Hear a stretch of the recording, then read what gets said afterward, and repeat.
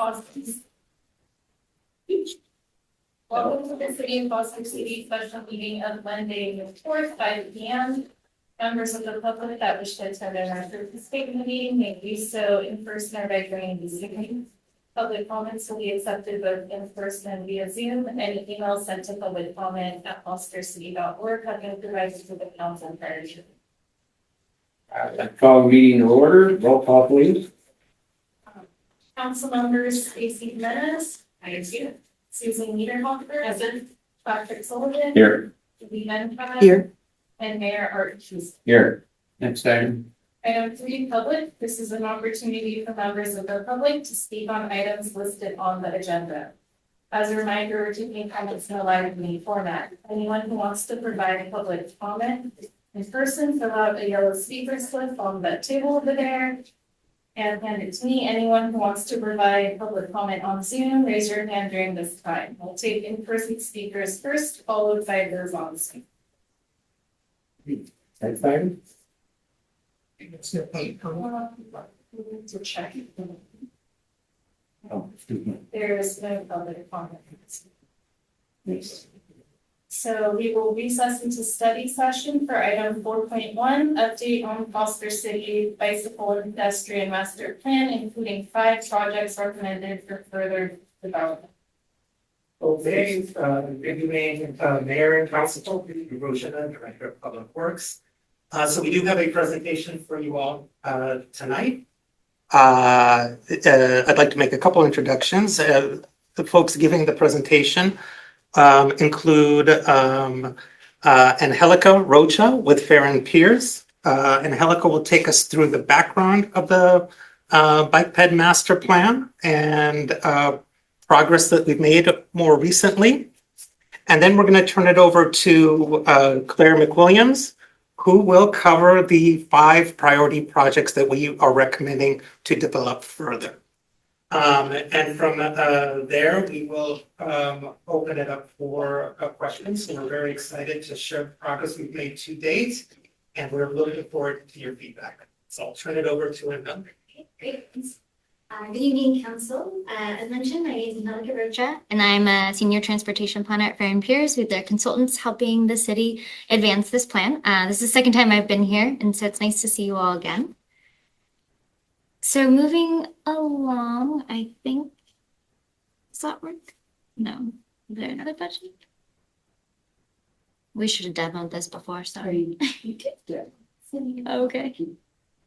Maybe. Okay. Oh, I think you just needed to trigger it. Thank you. Okay. So our agenda today includes providing a status update on our process and then recapping the prioritization approach that I shared with you all back at the end of last year. And then we will share the results from that and then jump into initial projects to advance for development. So really quickly with the project status update, if you recall last summer and into fall, we started with existing conditions, which had us exploring kind of where your existing bike lanes are, asking the public where they had some issues and challenges kind of moving around Foster City to date. We then advanced to a draft network, which we shared with the public again and brought to council, and also developed draft policies and goals. And then moved into project prioritization at the end of last year. And we're now kind of in the stage of advancing 5 set of projects, project development, which we'll share with you. And then moving forward to the end of summer 2026, we'll be advancing a draft plan for public review and coming back to all for that. So just to recap on project prioritization. So last year we brought a prioritization approach to you all. And so why do we prioritize projects? And so we prioritize projects because it takes a measurable metrics into a scoring framework. And that allows us to kind of score every single project that's been developed as part of this project and defines kind of a set score for that particular project.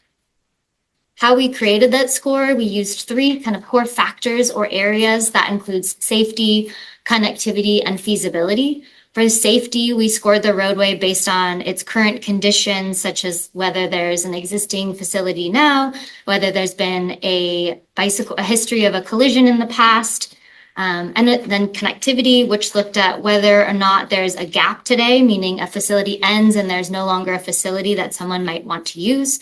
And then looking also at providing access to key destinations in the city. Then the third and final factor is feasibility. This is where we looked at what sort of projects can be delivered timely, meaning you either could do it through a resurfacing project or there was existing right-of-way, which would make it less complicated to install now, and then looking at cost effectiveness. So what could be done with more quickly and easily with city dollars, and what kind of needs a larger grant funding programs.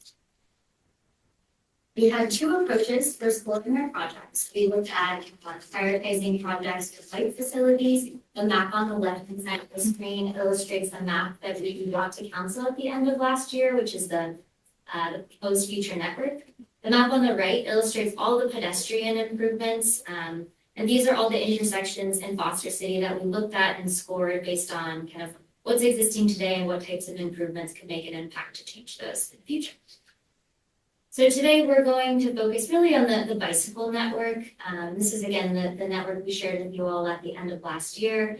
And so this network, just really quickly as a reminder, I mentioned this, but we developed this draft network based on the feedback we got from the public. If you recall, we had a map live on the internet. We asked people to provide pins at issues they had or things that they thought was working well. And we developed a draft network based on all of that feedback and as well as kind of best practices and standards. And then we shared a draft version of this network to the public and asked them to weigh in. Some of the network changed between the draft network and what's presented here today, most notably Foster City Boulevard and Hillsdale Boulevard were previously showing a less kind of physically separated facility that we heard from members of the public. They really wanted a more protected facility. And so we were able to kind of use that community feedback to inform this network that's presented here to you today. And so how did that play out in terms of prioritization? So this table is sort of a snapshot of all the top scoring projects, and these are bicycle facility projects. The full list is presented in your agenda packet, but we wanted to highlight kind of just the top here. And so I have an animation here that illustrates kind of all of the 5 projects that Claire is going to walk you through. So the first is Beach Park Boulevard from Foster City Boulevard to Gull Ave. The second is Edgewater Boulevard and at Mariners Island Boulevard from city limits to Hillsdale Boulevard. The third is Edgewater Boulevard between East Hillsdale Boulevard and Boothbay Ave. And then lastly, or there's 2 more actually, Gull Avenue between Beach Park Boulevard and Hillsdale Boulevard. And then lastly, Marlin Ave between Catamaran Street and Beach Park Boulevard. And so with that, I'm going to pass it to Claire. Hi, I'm going to walk you guys through basically the 5 projects that Angelica just went over and kind of why we chose those or why those rose to the top for us, albeit maybe not the top in the prioritization list. So again, just to show you guys, these are the 5 that we are kind of picking out of that big list of prioritized projects. Again, Beach Park Boulevard between Foster City Boulevard and Gull Ave, Edgewater, both segments of Edgewater Boulevard from city limits essentially to Boothbay Avenue, and then Gull Avenue and Marlin Avenue. And I think one thing that I'd like to point out on this slide is when we talk about initial development, what do we mean by that? This really is a very early pass in the planning phase and is not necessarily representative of what a full-fledged design would be. This is very conceptual and very hypothetical. You know, what would it look like if we could do this? And through this process, we'll identify possible safety challenges and also give people the opportunity to provide feedback on that. I think it really helps people envision, to give people a physical kind of cross-section or conceptual drawing. It really helps the public sink their teeth into what we're proposing to provide more nuanced feedback throughout the planning process. And so, just a frame of reference, these are very high level, very high, high level planning projects. And the second thing I'd like to point out is that when evaluating these, we use the prioritization methodology, and those are kind of the numbers that you see on the right side of the screen. Again, highest score of 8.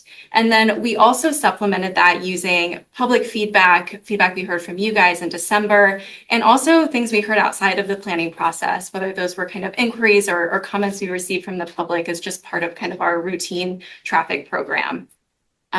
So again, we are really looking at this from a holistic perspective of both kind of what do the metrics say, but also let's check this against kind of what we're hearing from the public directly, because not all of that kind of nuanced qualitative feedback can be captured in a metric per se. So this is a map of all of the projects that we're recommending, and it's a bit easier to kind of visualize rather than us just seeing it on a list. So you can see we have projects on both the west side of the city, and they're both extending both north and south. And what we really wanted to do here again was achieve the kind of the goals we set out in the policies, increasing connectivity, increasing regional connectivity, and also Creating safer routes to schools. And you'll see all of those highlighted throughout the next few slides. And again, just showing you guys this slide. I think you've seen this before already, but just want to show you and make sure we're all on the same page on kind of the facilities that we're proposing. So at class 1, think of the levee. This is completely separated from the road, bidirectional, just people, bikes, or other types of wheels. Class 2 is still on the roadway, but it is delineated from the roadway as a, striping, or you see the green paint. Sometimes there's a buffer, sometimes there's not. This is like Edgewater and Shell. If you think of those two roads, that's what a class 2 is. Class 3 is where bikes are directly in the travel lane with cars. And sometimes you have traffic calming features to reduce the speeds of cars and make it safer for bikes. And then class 4 is arguably kind of the safest and most robust protection we could provide to cyclists, where we have a physical vertical separation from cars. So now to get into all the projects and just to give you an overview of kind of how the rest of these slides are going to look. So we have the existing facility, we have the proposed facility, and then below that, you see in this box in the gray is kind of our justification for why we chose this. Beach Park Boulevard is one that we've heard a lot about in public outreach. I think we all know there's a couple of schools over here, there's parks, there's access to the beach trail, and people really want to connect those things. And so it increases connectivity through all of those kind of modes. Again, heard a lot from the public about this one. I think people, have talked about speeding, other kind of pedestrian safety issues. And what I'd like to kind of also note on this is that we have enough right of way to implement a class 4 on this more easily than we could in other locations. So essentially what I mean by that is that the roadway isn't necessarily constrained to the extent that maybe other boulevards in Foster City are. And we have plenty of room for, 2 travel lanes and a buffer and a for bike lane. So that is Beach Park Boulevard. Moving on to Edgewater Boulevard. So the next 2 slides are going to talk about the 2 projects we're proposing on Edgewater Boulevard. This is from city limits to East Hillsdale. So what's existing is a class 2 bike lane. Again, that's in the roadway, just kind of delineated. And then what's proposed is a class 4 bikeway. So again, that's the greatest level of protection we offer to cyclists. And again, this is a high-scoring project from the prioritization results.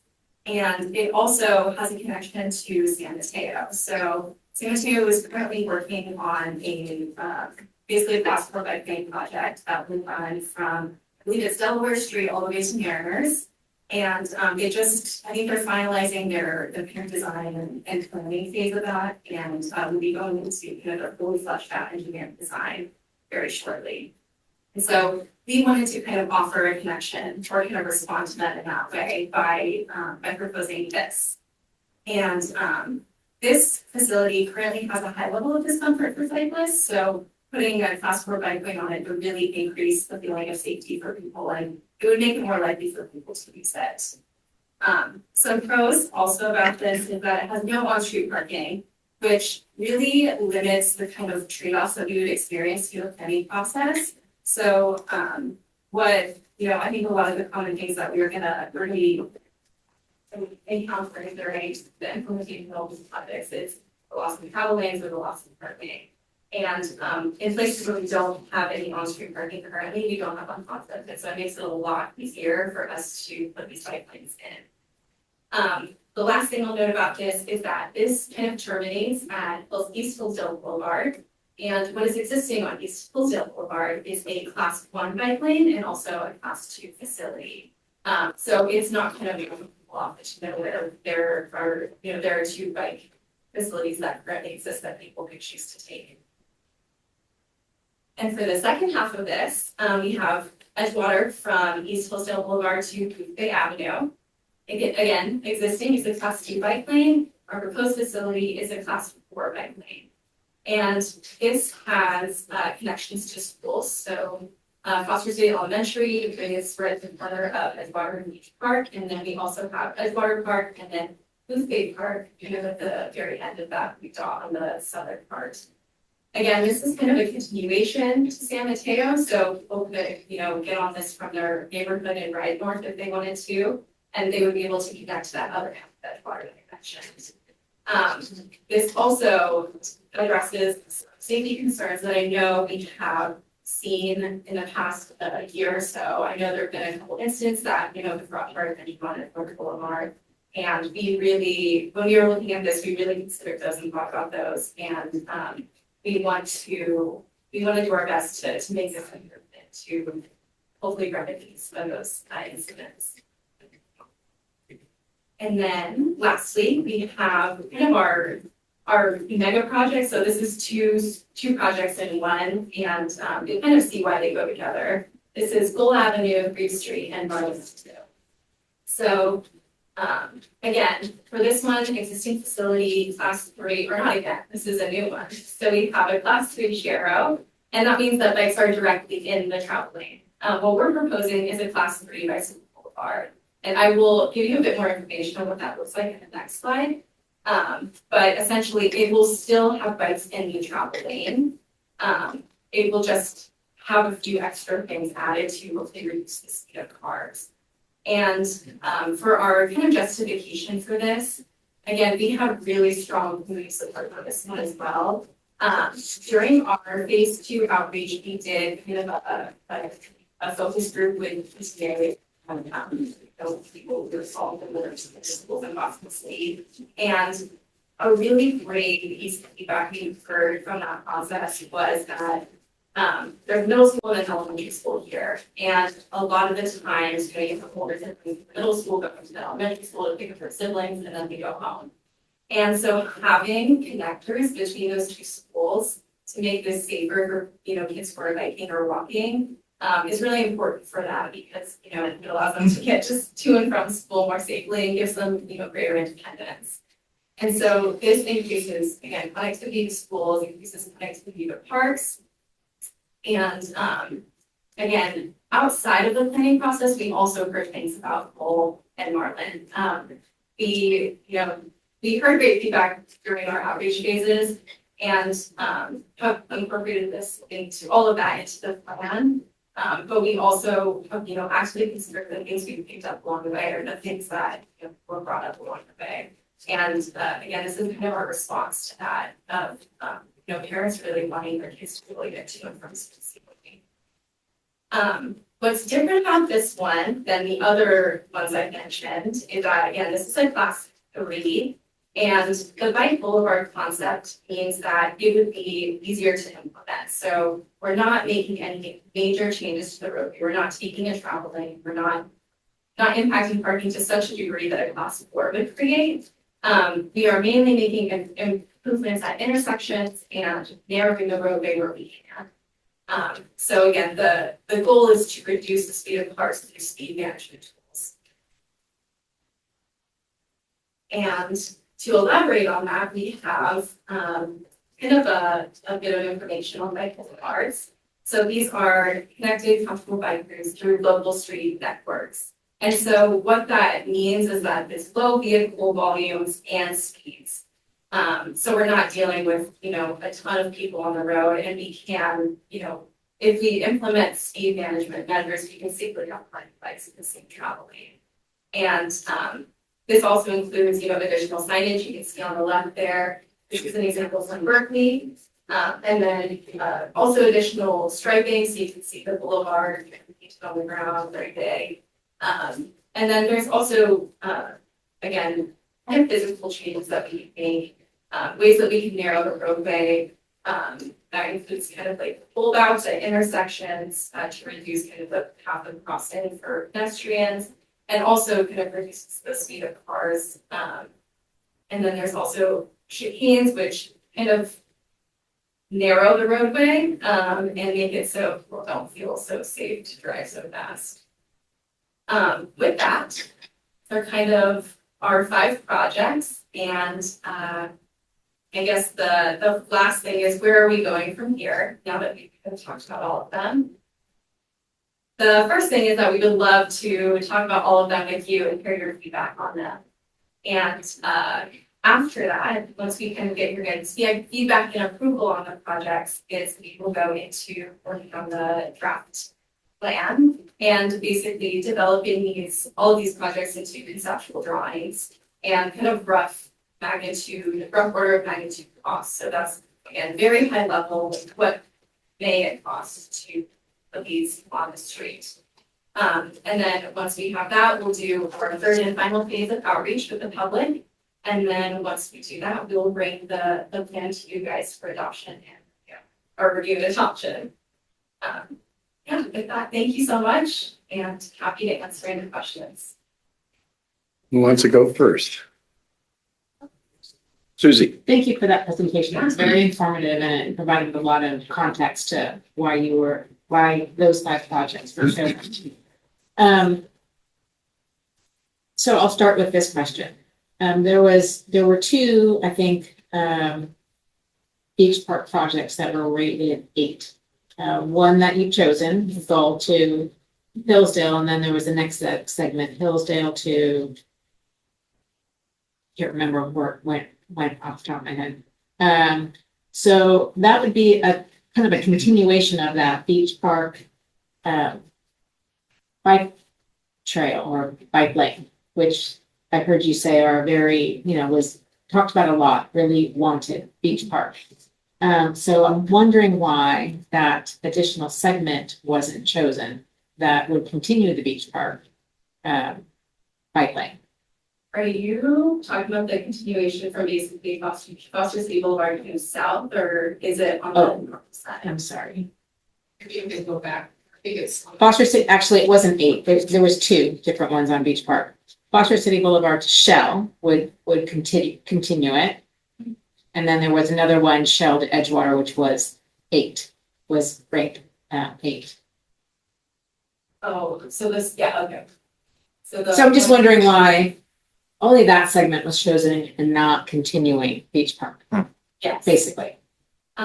So I think with that one, we were looking at basically the roadway constraints. Once you get south of Beach Park, basically south of Foster City Boulevard, kind of going deeper into the city, there's a median in the. I wish I had a bigger. I know what you're talking about. Here we go. Yeah. That's the.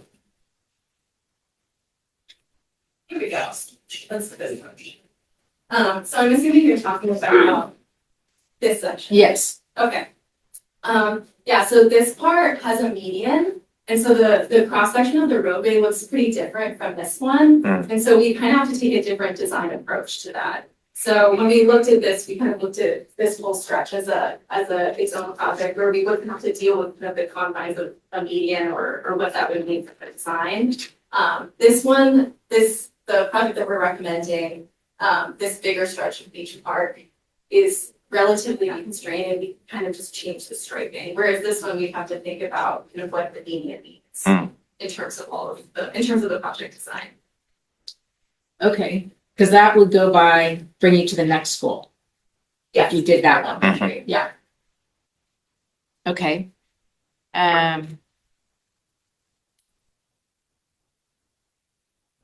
The Edgewater city limit to Hillsdale. segment. And you talked about San Mateo also doing something, but it sounded like they're going to stop at Mariners. So there's going to be a gap between Third Avenue at Mariners and where that bridge is. Yeah. Is that correct? Yes. And that's San Mateo's side, Yeah. correct? Okay. Is there a bike lane there that would join those two, just not a class? On the bridge right here, Yeah. there is not currently. Okay. So then I just kind of wonder what benefit that has if it doesn't connect to a San Mateo trail or bike lane. Just comment. And then my last one on Gull and Marlin improvements. I thank you for explaining that because I was really wondering why those two were there and not other ones that seem to be ranked higher. But you talked a lot about reducing speeds. Gull has already been reduced on speeds. It is 15 around the school and 25 beyond that. And then I think a block on each end that are 30. So you need enforcement. Yes. You need enforcement everywhere. Yes. So, and there's, as you said, it's already a bike lane. So I don't know. I'm not conceptually seeing the benefit of that one because of the way it is already. So, So I think when we're talking about reducing speeds, what I'm mainly referring to is kind of through physical changes, not just lowering speed limits. And I think Angelica can speak to kind of her experience with bike boulevards and what our possible improvements can be. If you'd like to. Yeah, we can do that. So, I know Foster City recently reduced the speed limits that are available in California, which is a great first start, but that's a sign. And so what you mentioned is that they're not being enforced. And there's also just, police has only so much capacity. And so part of what we can do is design so the natural behavior is the desired operating speed. So it's kind of this difference between a posted speed limit and operating speeds. And so right now you have a disconnect. Your posted speed limits are lower. So probably 80% are operating at that speed, but the other 20% might be operating 5 to 10 to 15 miles an hour more. And so if you provide design treatments like some of the examples that were shown, and even more than that, kind of other movements done at the intersection, I think one of the public comments we received had some really good insights on what you could do at the intersection. And so those types of treatments sort of visibly narrow the road. They make a driver go slower because there's just more happening that requires them paying attention. And so, yeah, it's sort of what you have now is the typical class 3, just a share or a shared lane marking. And so right now there's not much of a bike lane or bike route provided. And so these different treatments sort of create more of a space for knowing that this is a shared roadway, knowing that there's multiple users trying to occupy the same space. okay.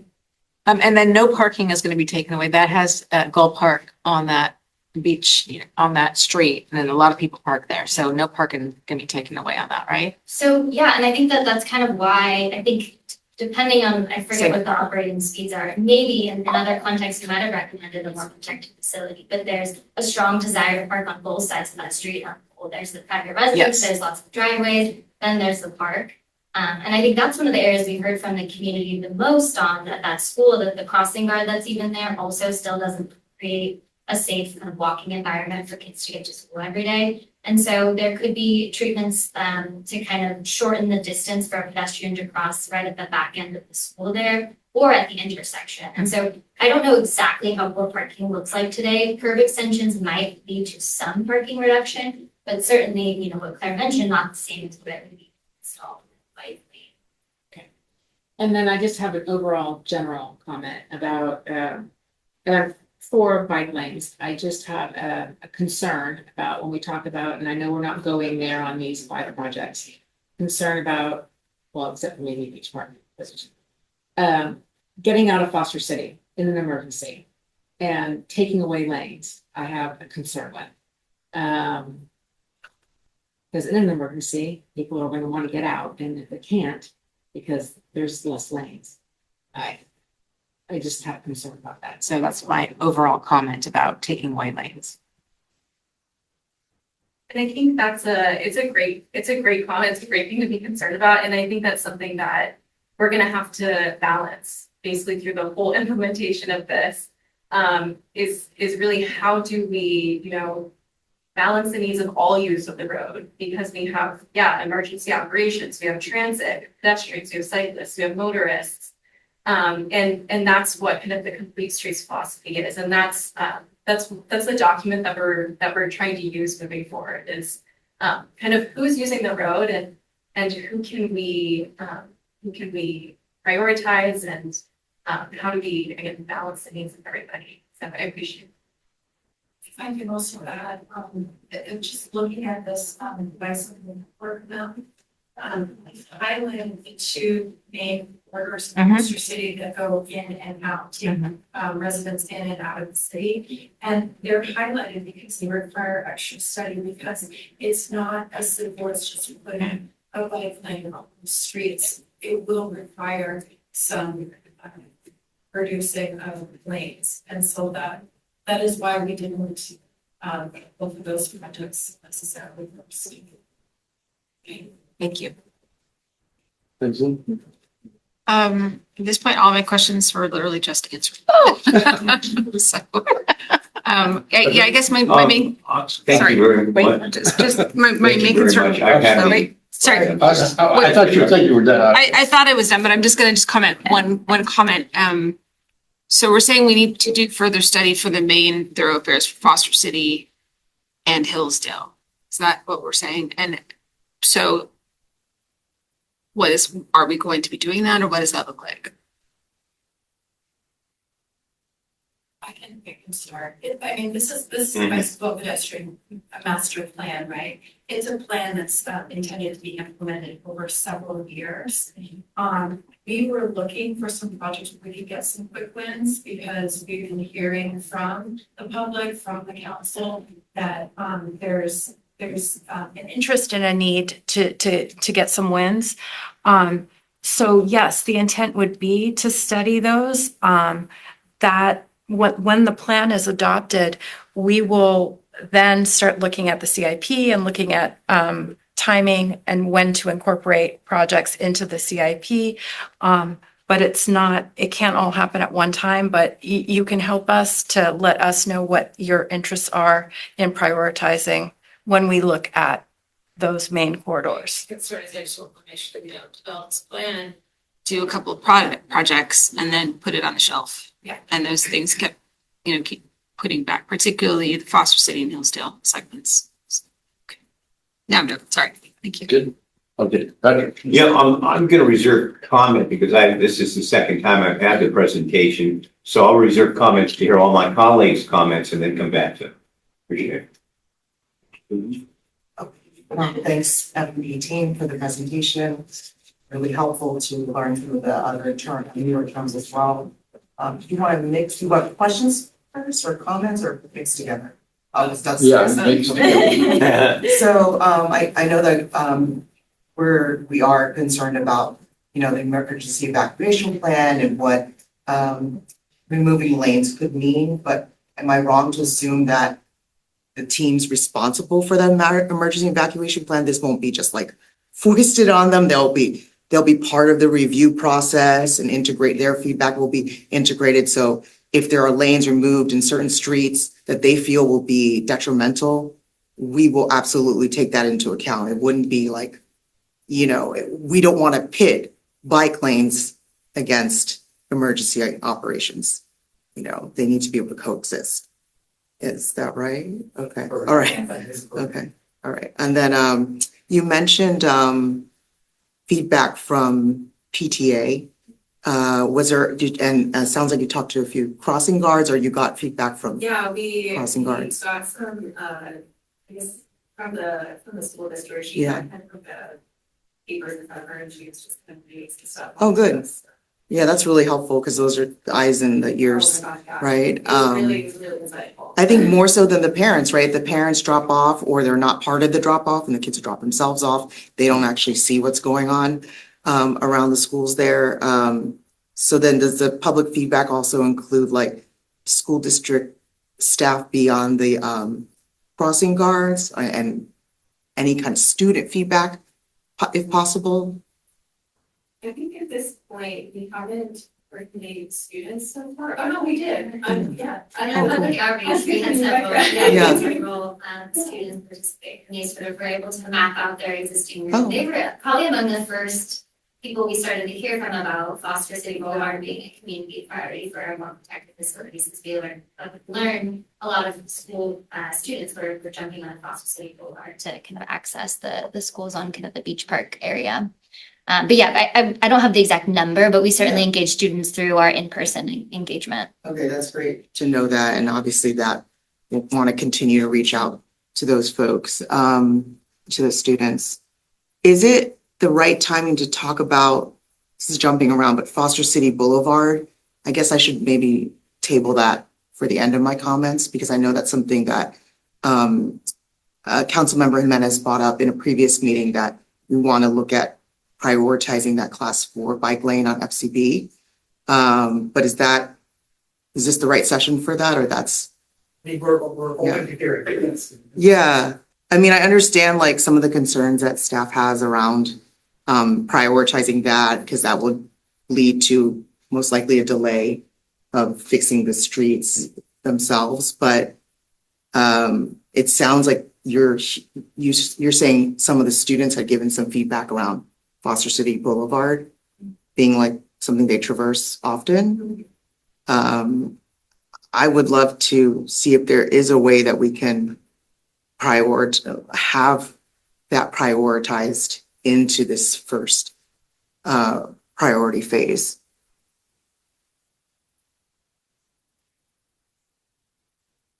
I think there was some concern around, was it in the staff report, or like reducing the bike lanes? I mean, reducing the lanes and like parking loss for Foster City Boulevard? Was that like some of the concern? But then, I understand, I can see where lane reductions could potentially be something challenging, but at the same time, I mean, Foster City, I've said this before, like it's got these beautiful sweeping wide boulevards and lanes. And people didn't think about this when they were first designing, because I imagine they were trying to map to like the bay and how beautiful that is. But now we're kind of working with what we have, and not that I think it should be all or above. It shouldn't be, let's take all of these wide streets and narrow them all, but where it makes sense to prioritize safety and to get more people, especially kids who want to ride to school or otherwise.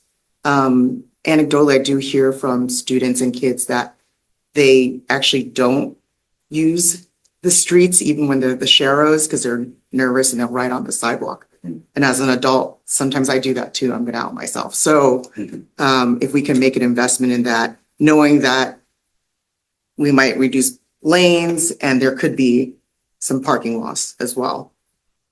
I'd rather have parking loss than other things lost. Okay, I'll get off my soapbox about FCB. Let's see. And then, oh, no, I'll get back on it. I had another note. I'm like, I can't read my own writing. Because the community center will be coming online later this year, right? I imagine there will be more traffic. There'll be more cars. There'll be just more people in general coming to check out the community center. So I think that's even more reason to invest in the safety, the bike and ped master plan when it concerns Foster City Boulevard. Okay, now I'm really done with Foster City Boulevard. I had a comment about, it's not in your study, and I wish I had brought this up sooner, so maybe this is for another iteration of the master plan, but this is actually feedback I got from people who live on Crane. So Crane is really long. It goes from Gull to Gull. Yes. And some of the neighbors I was talking to, I don't know which end of Crane. It's, But yeah, the end near it's. the Hill Barn. Yeah.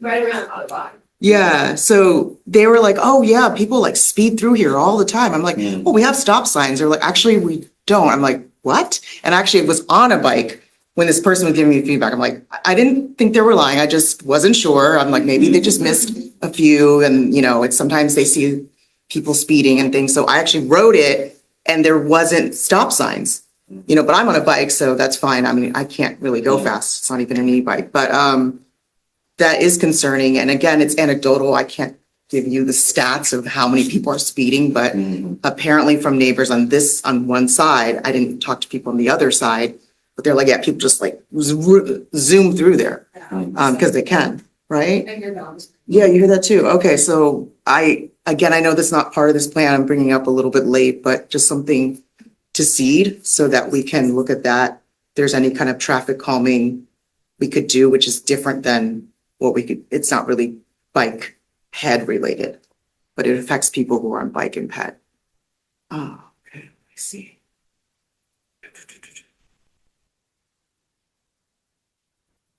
Okay, that was it. I think, yep, I didn't have any other comments. Thanks for addressing my comments and feedback. Patrick, I want to hear from you. Oh, I want to hear from you, Mr. Mayor. You're in charge. Yeah. But if I can't, I don't want to repeat what you said.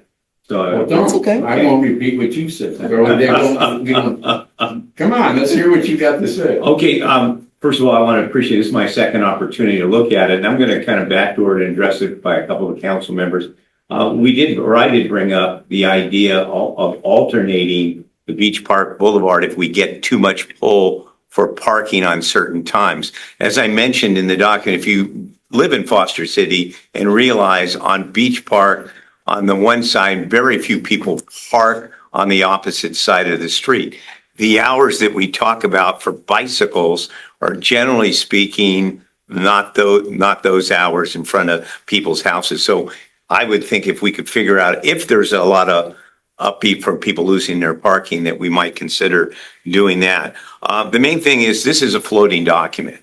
And obviously with a floating document, as you mentioned, we've got this suggestion, that suggestion. We won't really know the cost of it until the council gives you the kind of like the go-ahead. As you know, I sit on the Bicycle Pedestrian Committee, and I'm glad to see that since Andrew has come aboard, that we've applied for money. Obviously, we have 750,000. Each city can apply. So I'm encouraged. This is the introduction time to get some requests in. So I'm hoping to see that in because we will be voting on our money pretty shortly in June and July so that we do start that process.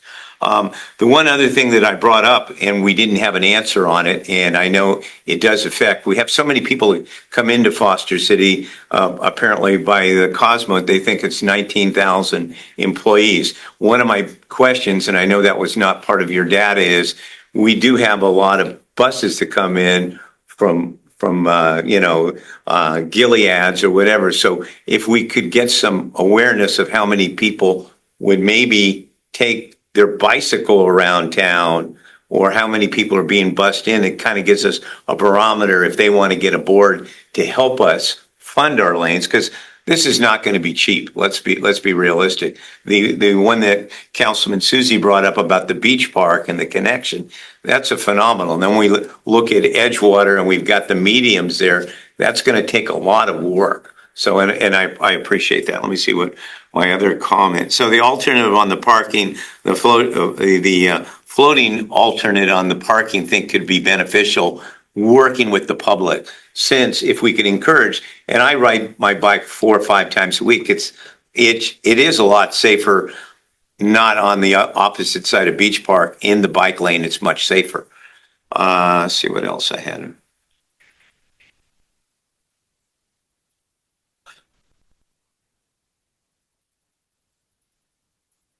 And for the benefit of the council, I'm assuming the council understands that all the distinguished ways, the bicycle lane 1, 2, and 3. So as far as what you would have to do to make it a lane 1 or a lane 2 or 3. we covered, the four, bike lanes or classes, as part of this. And what is the most presentation. expensive one? Class 4. Class one, and why is that? Class, yeah, Class I would four. say class 4. Okay, You're why is actually building barriers and things, instead of just striping or something like that, you're building a barrier. Okay. And that's my comment. You weren't gonna ask any other questions anyway. So are we finished? Are you done? Yeah. I had the t-shirt. One of the things, we talked about e-bikes and all the speed limits. We've got 25 miles an hour and 20 miles an hour. And I dare anybody to pedal bicycle at 20 miles an hour without having a heart attack. So if we're mixing apples and oranges here, how are we going to control the speed? Aren't we going to be dealing with motor scooters and e-bikes going at one speed and pedal bicycles going at a different speed, all sharing the same lane? Yeah, that's a great question. So right now, I think the challenge with e-devices is we have a lot of e-photos on our roadways. And so I think it's just important to recognize that a lot of the devices that are on your streets across the peninsula really are not street legal. So step one is legislation. There's a handful of legislation that's been drafted this year in the state of California. I hope that addresses that. And the current dysregulation of the market. But the second piece is valid. There's a lot of people trying to use the same amount of space, but operating at different speeds. And so there's a couple of ways you can do that. When you're in the roadway, providing a wider bike facility as well as providing a buffer allows for faster devices to pass. When you're in more of a constrained lane, it's more difficult, and that's where that tension starts to exist. And you also see that show up in the levy. I think that that's something that we've talked about as a team quite a bit, is how to make potential improvements on the levy. And in the goals and policies document, there's a forthcoming action item that says to look and address some of those issues that are happening at the levy. The levy is sort of when you're mixing with pedestrians, slower speed bicyclists, and kind of higher speed bicyclists. You could adopt policies that don't allow for higher speed devices. You could design strategies, especially when you're kind of in more constrained areas or there's less visibility. I think there's a handful of things you can do. And so that I will just say that CCAG is in the process, and I'm helping them, so I can't wait for you all to have this, but there's a countywide e-bike strategy that will be released at the end of this year. Included in that will have kind of a decision matrix for all local agencies that say, your issue might be shared use pass. Here's what you should do. Your issue is your downtown area. Here are some strategies you can do. So there's not a one size fits all to kind of address what you're suggesting or kind of the conflict you're noting, but there's a handful. And I think that will be forthcoming when that action kind of comes place and after we adopt the plan. And by the way, I didn't get to finish the. Oh, the sorry. other thing about it, but we've got e-bikes, but we've got pedal bikes, but we also have vehicles as well. All competing on the class 3, and I'm using that one as on Marlin right now, that they all share that same one lane. How are we going to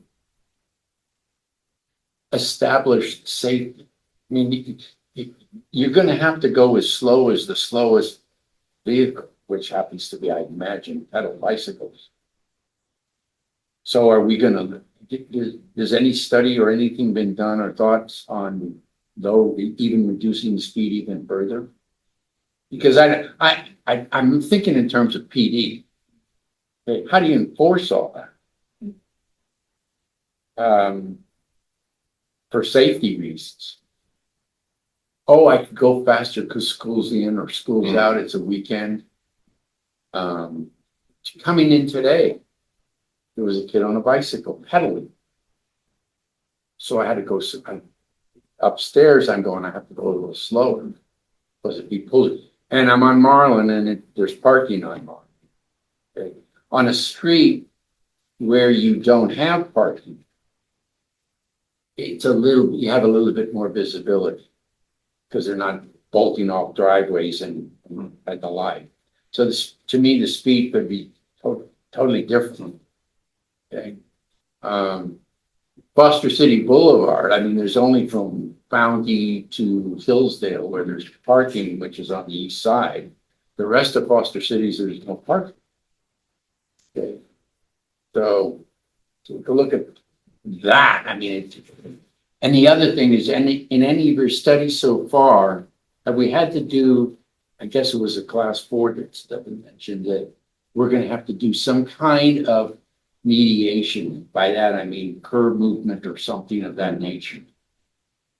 Because we're talking, later in your report, you were talking about amount of money that's gonna pay, because to me, striping is not that expensive. But construction and cement and curbs and the like is, and medians. So is there any, I've been studying on that, how much, are any of the 5 projects going to require, there we go, concrete mediation? Some of them are class 4, so Mhm. yeah, Class most of them are class 4. Well, what I can say, I'm hardly the expert, but there are a lot of products out there for installation that you pretty much bolt on to the surface of the street that doesn't require heavy, as heavy of construction. And it's all dependent on, and you guys could correct me if I'm wrong, but it's dependent on the speed of the street. So that if it's a high-speed street, like 50 miles an hour, let's just say, which we don't have, or 40, then you can't have that. Don't Yeah. be sticking your foot in your mouth. Yeah, that I don't believe we have, but if it's a lower speed, such as 25, 30, perhaps 35, then you can add those treatments more easily with a number of different products that are available for purchase. Did I get that right? Yeah, Okay. I think the only thing that I would add is maybe to answer the specific point of question is that for the 5 projects that we advanced to initial project development, there will be a rough order of magnitude, but it's going to be very planning level costs. That cost can change once you get into each detail at the per mileage count. So that cost will change, but you will have that for the 5 that advance to this early conceptual kind of thinking about the development. Okay, and then another one is, are any of these 5 are we gonna lose a lane somewhere, or do we know that yet? For Beach Park Boulevard, we would likely lose a lane, because we are gonna put in what we've seen that we could put in possibly is an 8-foot bike lane with a buffer. And so to do that, we would need to take a travel lane. 8 foot, you said? 8-foot bike lane. Not great, doesn't it? And then on Edgewater, that we really need to look at that one in more detail because there's a lot. We have parking, we have the existing class 2. So we would need to really look at that one to figure out kind of what the configuration could be with a class 4. So I can't give you an answer on that one. Okay. If you don't have one, I got it. I'm just bringing the issue up. Okay, and when we've had done EIRs in the past, you've had level of service. Okay, so if we lose a lane somewhere, Foster City or Edgewater, which to me are the most, well, Beach Park, I shouldn't say that. But what would our level of service be? Susie mentioned she's concerned about getting out of town during an emergency. I'm thinking about 8 o'clock in the morning when we're trying to get onto 92 to get somewhere. If we go from Foster City Boulevard from 2 to 1 lane, even right now, it gets backed up. We're backed up getting on to 92 West. I mean, it's, wow. Losing a lane is, to me, a big deal. I'm just making a comment on that. Didn't we lose a lane already, or didn't we lose some space when we put the levee in?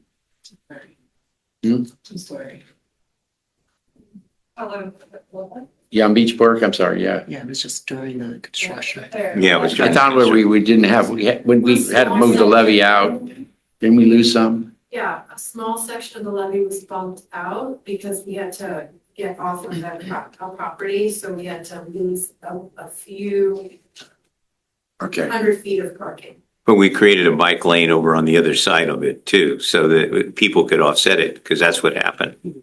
Yeah. Each park is all shared. Yeah. Right. It's all shared. okay.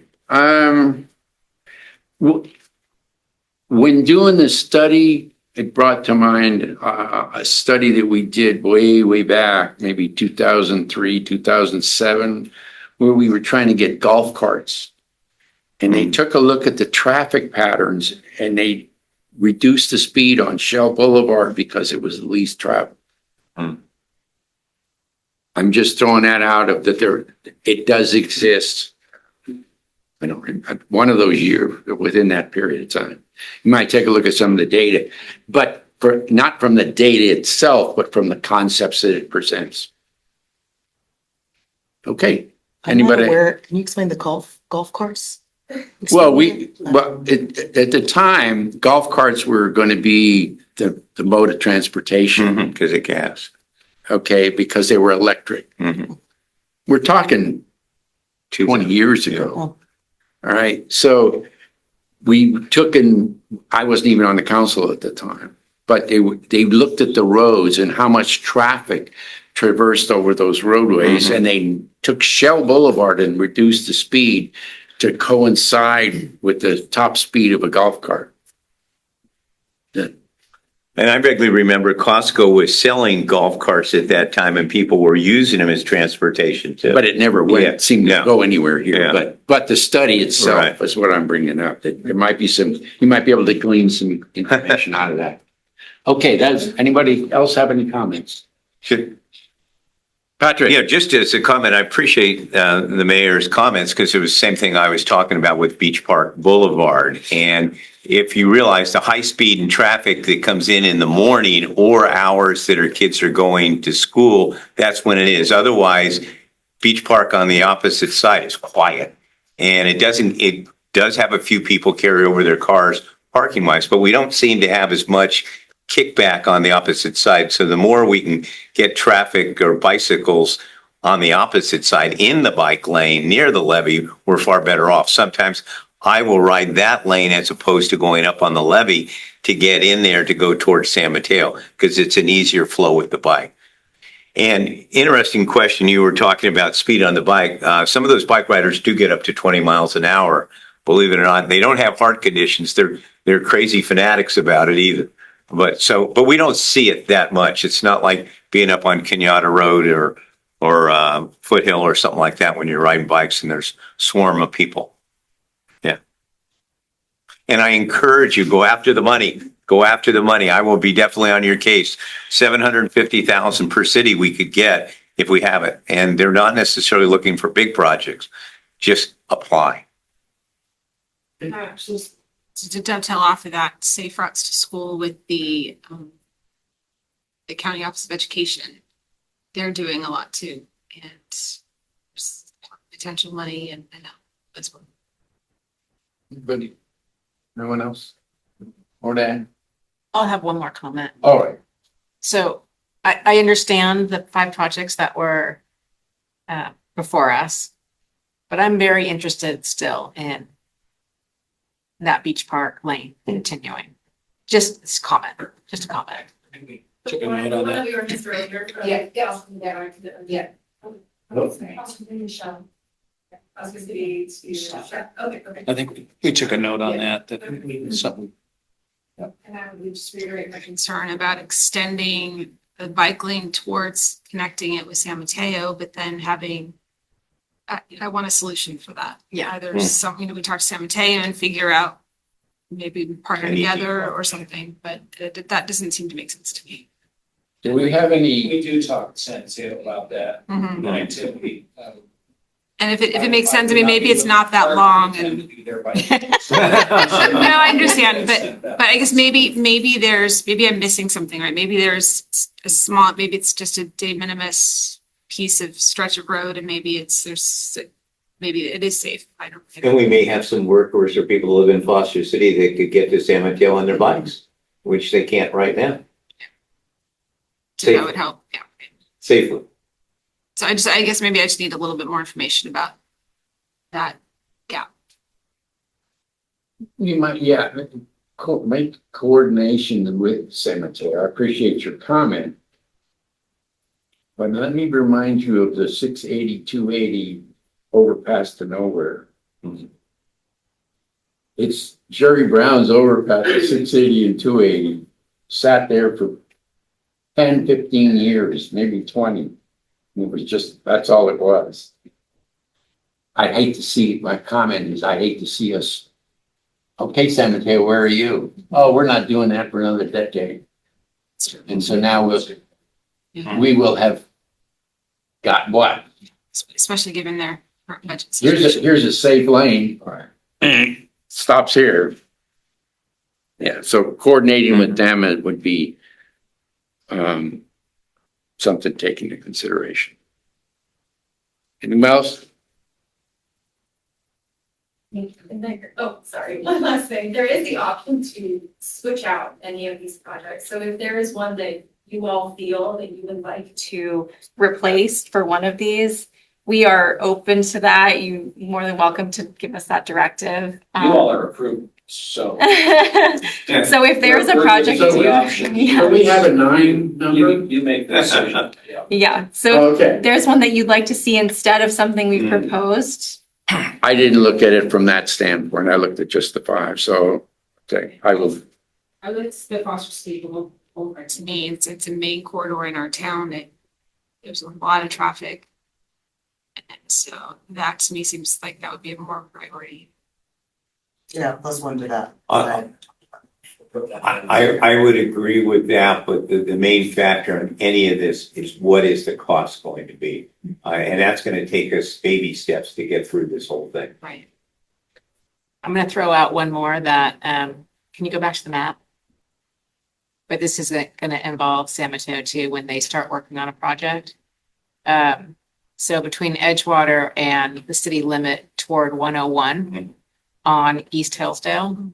I know that bridge that goes over 101 is a real problem, and that's San Mateo right there. And if there's ever a time that San Mateo works on some kind of pedestrian bike lane that goes down the middle of Hillsdale instead of crossing in front of traffic getting on 101, I would love to connect it to Hillsdale going to Edgewater. Yeah. Sure.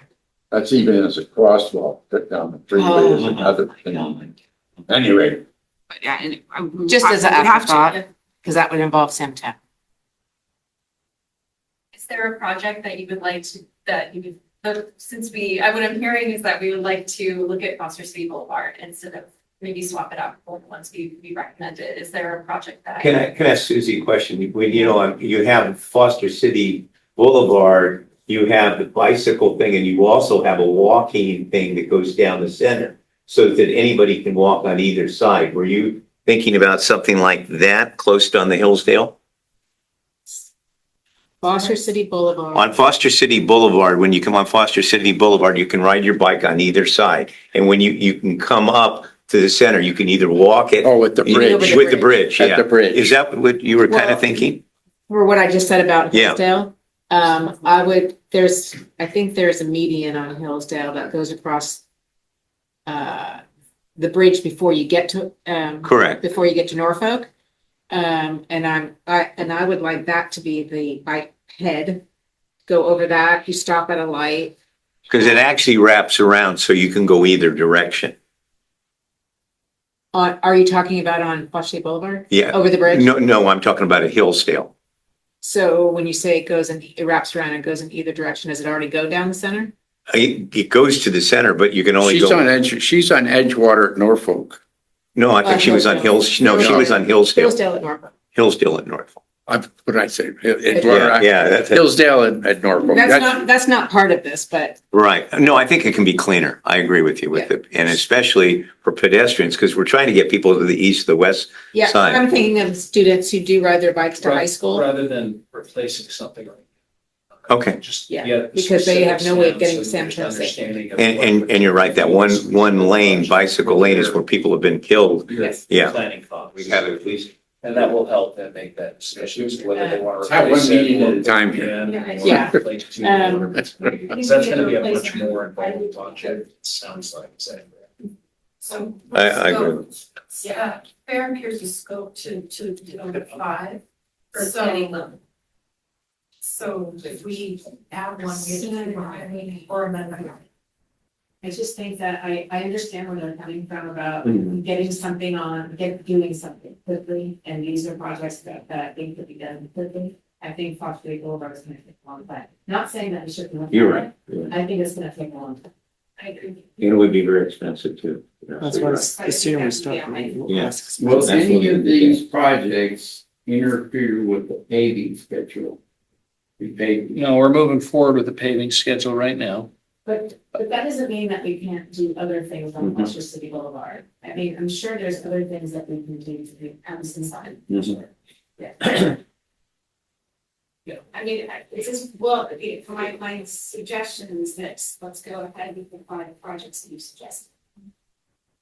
But also, Let's start whatever study needs to be done on Foster City Boulevard to figure out what we need to do. Mhm. And I understand that's an additional cost. So maybe we need to know what that cost is.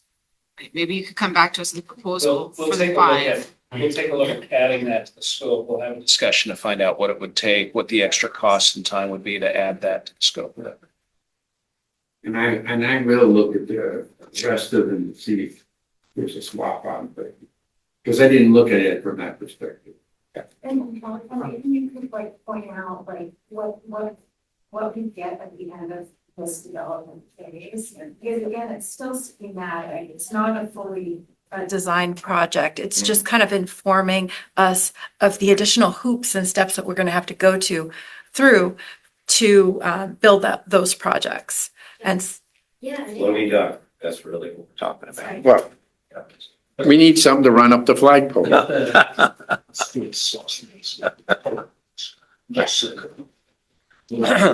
So essentially, it's each project will have sort of like an individual cut sheet. That cut sheet will have the existing dimensions. They has the existing kind of cross section. So understanding in the middle of the street, and you're looking out and kind of illustrates the different widths of each travel lane. The sidewalk will do the existing and then the proposed.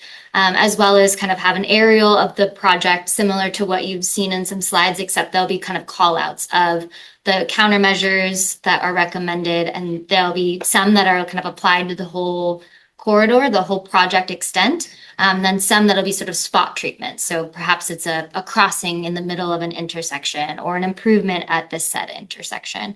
It sort of tees you up to, with that, staff could advance the project to development, or for larger projects, it would be sort of what you would submit to SMCTA or the state of California or the feds to get additional funding. Yeah, just my additional comment in going along with Susie and Stacy. It would be pivotal, and we've had more fatalities on the Hillsdale Boulevard, the ramp that goes onto the freeway. So it would be pivotal to work with the city of San Mateo and the Bicycle Pedestrian Committee, because they can give several millions of dollars, but if you've seen all those white bikes up there, and I could say there's been at least 10 over the time, but that would be something to team up, and we like to see team up, maybe San Mateo and something, but that would be a real pivotal solve. But that's down the road. That's a floating document. Could any of the work that you do and as you develop these plans, are there maybe sections or pieces that could very easily be applied to other sectors that we could then do or staff could do on their own? So I think to me, that would be helpful to know too, is by doing this, then you could take these pieces and apply them to these other sections outside of what you developed with works. That was the intent for goal Great started thinking that sort of a best kind of first place to test this bicycle boulevard, but there's other So we purple could lines that we apply can that apply to- elsewhere. And then potentially even ones that are not the purple line, like I think Crane. Yeah. You did say something that I just wanted to make sure that we all heard. Did you say that you also would like to understand the cost of what it would take to study Foster City Boulevard? So you all can kind of understand like what the next phase of a Hillsdale or a Foster City Boulevard study would So look if we were like. to say we want to pursue a sixth project, which would be Foster City Boulevard. My understanding is the next step is not to develop a plan, but to do more study.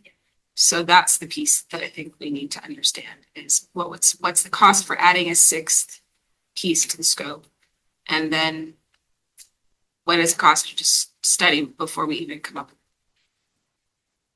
So that's what I'm understanding needs to happen, more study and then.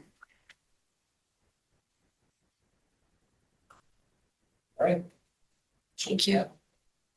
Got it? You got enough notes? Mhm. Claire, you got enough notes? I've got plenty. All I'm very excited about them. Thank you, guys. right, with that, I guess we're adjourned.